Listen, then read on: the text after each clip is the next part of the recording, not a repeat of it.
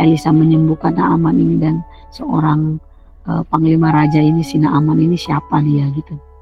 Nah, sebelum masuk ke situ, aku cuma mau bertanya ya kepada kita masing-masing, pernah nggak kita merasa tuh kalau kita tuh terlihat oke di luar, maksudnya terlihat kita memiliki pekerjaan yang baik, di dalam posisi dalam pekerjaan kita bagus, kita memiliki pelayanan yang baik, maksudnya dipercayakan di dalam tugas dan tanggung jawab di gereja lokal, ataupun pelayanan yang saat ini Tuhan berikan gitu.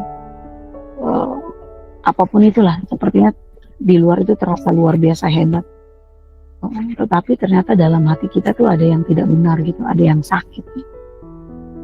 Mungkin ada yang butuh dibereskan. Nah, kisah Naaman ini boleh dibilang kita menurut saya ini memberkati kehidupan, menegur bahkan memberkati kehidupan saya ya.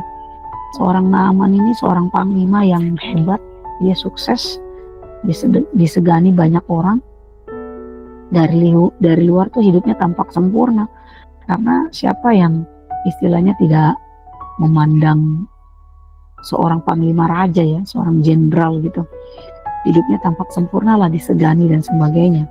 Tapi di balik semua itu ada sesuatu yang dia derita gitu. Kalau tadi aku bicara bahwa di dalam hati ada yang sakit, kalau di Naaman ini ternyata bukan hanya di dalam tubuhnya yang sakit, yang tidak bisa dia sembunyikan, tetapi ada satu hal di dalam hatinya yang juga ternyata sakit gitu.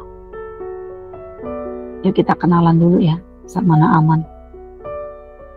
Nah, kalau cerita Naaman ini bikin saya berpikir sih, kadang apa yang terlihat dari luar itu nggak sama dengan kondisi hati kita ya, yang tadi aku bilang.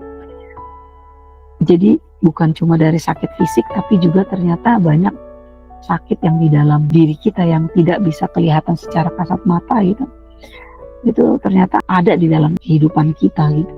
Banyaklah yang tidak terlihat, tapi Tuhan yang tahu gitu. Dari kesombongan atau mungkin dari rasa bangga atau hal-hal yang bikin kita tidak berkenan di hadapan Tuhan, tapi tidak dilihat oleh orang. Itu adalah pelayan Tuhan yang luar biasa, pekerja keras ataupun istilahnya seorang istri atau seorang kakak atau seorang adik yang ataupun seorang saudara yang bisa diandalkan. Tapi melalui kisah Naaman ini kita akan belajar lagi